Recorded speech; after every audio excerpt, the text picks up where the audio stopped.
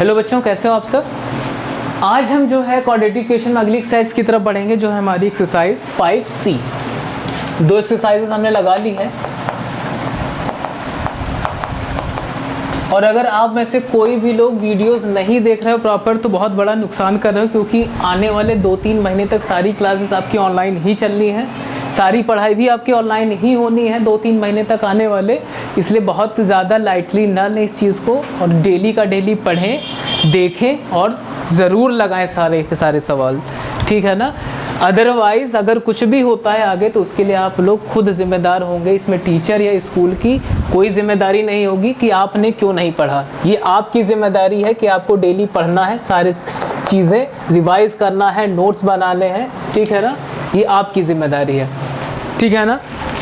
तो सबसे पहले हम चलते हैं अपनी अगली एक्सरसाइज की तरफ। तो आज का जो टॉपिक है वो है हमारा कि कैसे क्वाड्रेटिक इक्वेशन को सॉल्व किया जाए। 3 तरीके हैं हमारे पास, और जिसमें से पहला तरीका आज हम देखेंगे 5C एक्सरसाइज में, solution by factorization method. Factorization method क्या है, पहले तो हम लिख लेते हैं अपनी standard form, ax² + bx + c = 0। ये हमारी क्वाड्रेटिक इक्वेशन की क्या होती है, स्टैंडर्ड फॉर्म। दो चीज़ें यहाँ पे मिलेंगी। केस 1 हमारा क्या है, और एक हमारा होगा यहाँ पे केस 2।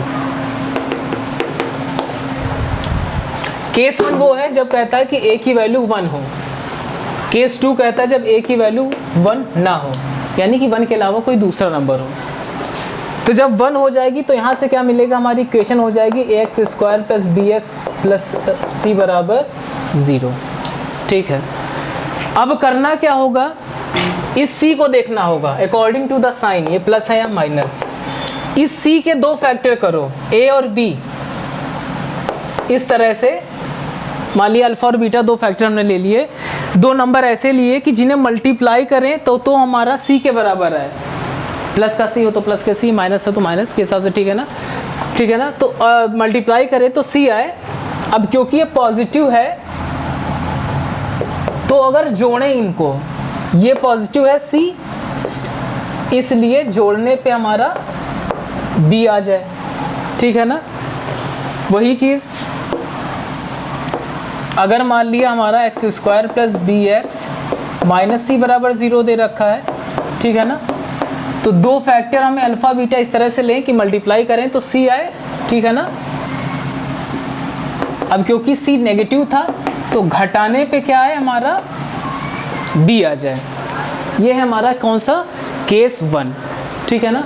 फिर जो भी ऐसे आ जाएगा तो हम करेंगे क्या, b की जगह पे हम क्या लिख देंगे, alpha + beta × x + c = 0। c में कुछ चेंजेस नहीं करने हैं, बस b की जगह पे अल्फ़ा + बीटा रख देंगे।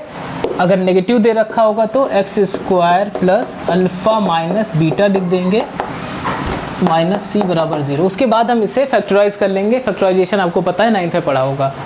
खैर, दूसरा जो केस था हमारा कि जब a जो है हमारा 1 के बराबर नहीं है, 1 के बराबर नहीं तो जाहिर सी बात है कोई ना कोई नंबर दे रखा होगा, यानी कि हमारी इक्वेशन जो है वो ax² + bx + c = 0 ही रहने वाली है। तो उस केस में क्या करेंगे, इस a को मल्टीप्लाई कर देंगे इस c के साथ में, इसको अलग हमने लिख लिया। इसका जो साइन होगा उस साइन के साथ लिखेंगे। अब ये अगर पॉजिटिव आता है या नेगेटिव आता है, अब मान लिया ये पॉजिटिव आता है, ac हमारा पॉजिटिव आता है, इस AC के फैक्टर ऐसे करो कि गुणा करे तो AC मिल जाए। अब क्योंकि ये प्लस का AC है तो जोड़ने पे क्या आ जाए, हमारा B आ जाए, ठीक है ना। यही मान लो AC हमारा नेगेटिव होता है तो अल्फ़ा बीटा में ऐसे लेने हैं कि मल्टीप्लाई करें तो AC आए, और क्योंकि नेगेटिव है हमारा AC, इसलिए घटाने पे हमारा क्या है, अल्फ़ा - बीटा करें तो B आ जाए। ये चीज़ें हमें थोड़ी सी ध्यान देनी है, प्लस माइनस का थोड़ा खेल है। फिर जैसे ये हमारा आ जाएगा हम क्या कर देंगे, ax² + alpha + beta × x + c = 0 रख देंगे।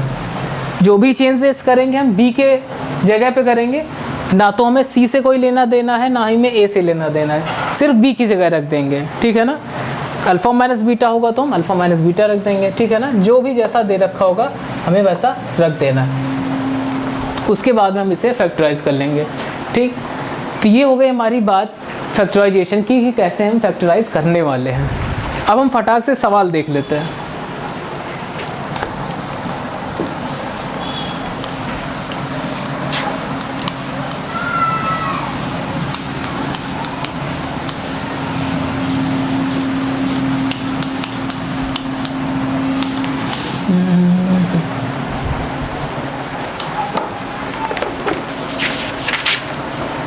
जैसे क्वेश्चन हमें दे रखा है एक्स स्क्वायर माइनस का 10x माइनस का 24 बराबर 0।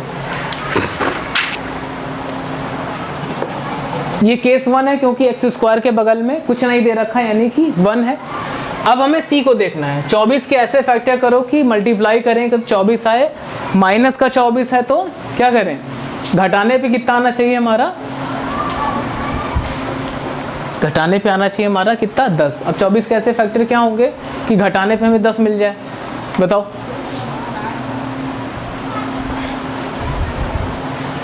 दो दूनी 4 तिहाई 12 दूनी 24। यहां से हमें क्या मिल जाएगा,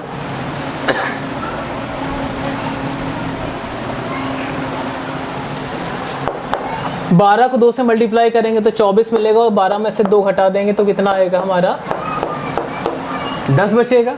लिख दो यहाँ पे।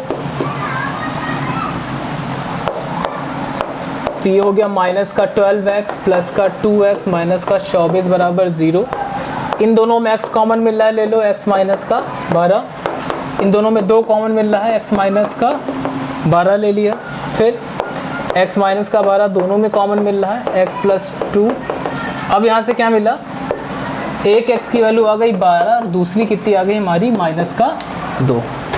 यही हो गए हमारे क्या सॉल्यूशन या रूट, जो भी कह लो, सारी चीज़ें बस यही हैं। तो इस तरह से हमें सॉल्व करना है इस तरह के क्वेश्चंस को, ठीक है ना। एक क्वेश्चन और देख लेते हैं।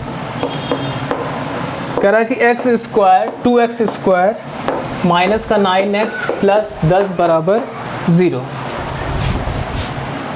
फाइंड x बताना है। 2 केस दे रखे हैं, जब x नेचुरल नंबर में बिलोंग करेगा और दूसरा जब x है हमारा रेशनल से बिलोंग करे। q का मतलब क्या होता है, रेशनल नंबर। रेशनल नंबर क्या होते हैं, जो p बाई क्यू के फॉर्म के आते हैं। इसमें भी सारे पॉजिटिव नेगेटिव नंबर, इस तरह की सारी नौटंकी इसमें होती है, ज़्यादा कुछ नहीं है। खैर, यहाँ एक्स स्क्वायर के बगल में 2 दे रखा है, तो 2 को पहले मल्टीप्लाई कर लेते हैं 10 में, तो 2 गुणे 10 कितना हो गया, 20। अब 20 के हिसाब से देखना है। 20 के ऐसे फैक्टर करो कि क्योंकि प्लस का 20 है ये, तो जोड़ने पे कितना है, 9। 5 चक्कू 20 और 5 और 4 9। क्या मिला हमें, यहाँ लिख देंगे 5 प्लस 4। बाकी सारी चीज़ें एज इट इज़ उतार देंगे।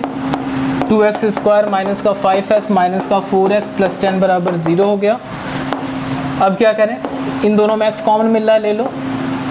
ये बचा 2x माइनस 5। इन दोनों में 2 कॉमन मिल रहा है, माइनस का 2 कॉमन ले लिया, 2x माइनस का 5। अब क्या मिल रहा है, 2x माइनस का 5 दोनों में कॉमन मिल रहा है, x माइनस 2। ठीक, x की एक वैल्यू 2 आ गई और दूसरी आ गई प्लस का 5/2। ठीक, ये हो गया हमारा क्या आंसर। सही है, इतना ही आसान क्वेश्चन है इस एक्सरसाइज में, ज़्यादा कुछ भी नहीं है। हाँ, लेकिन एक चीज़ देखनी है।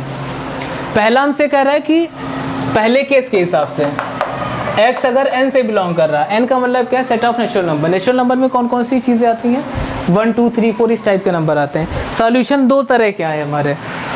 अब अगर x सिर्फ नेचुरल में बिलोंग करेगा तो आंसर कितना आएगा, 2। ठीक, क्योंकि नेचुरल में फ्रैक्शन टाइप के तो आते नहीं हैं। दूसरी चीज़ क्या है, जब x बिलोंग करेगा हमारा q से, q बोले तो रेशनल, रेशनल में क्या है, सारे फ्रैक्शन भी आते हैं। तो यहाँ पे 2 और 5/2 दोनों आ जाएंगे। 2 हम इसलिए ले सकते हैं क्योंकि 2 को हम मान सकते हैं 2/1। सही है, तो ये भी एक तरह का रेशनल बन जाएगा और ये तो रेशनल है ही, ठीक है ना। तो जब x बिलोंग्स टू q होगा तब दोनों आंसर होंगे 2 और 5/2, और जब x बिलोंग्स टू n होगा तो हमारा आंसर क्या होगा, सिर्फ x = 2। सही है। तो ये हो गई हमारी आज की एक्सरसाइज 5C, ठीक है। इस एक्सरसाइज को आपको लगाना है। नेक्स्ट एक्सरसाइज में हम बात करेंगे अगले मेथड के बारे में, जो मेथड है हमारा क्या, solving quadratic equation by using the formula, ठीक है ना। तब तक के लिए goodbye and take care.